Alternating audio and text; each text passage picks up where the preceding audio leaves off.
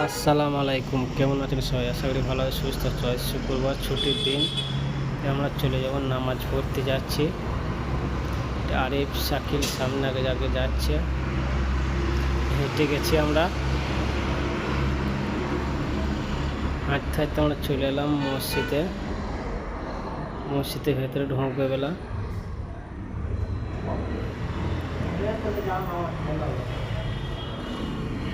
মসজিদের ভেতরে আমরা ঢুকে পড়লাম। প্রথমে যে আমরা উজ্জোটা করিল, আগে পুজো করার পর নিচে তলায় লোক বেশি হয়ে গেছে, তাই আমরা চলে যাবো ওপরতলায় চলে গেলাম।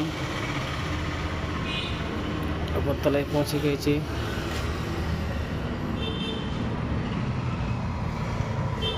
নামাজ শেষ করে বেরিয়ে চলে এলাম,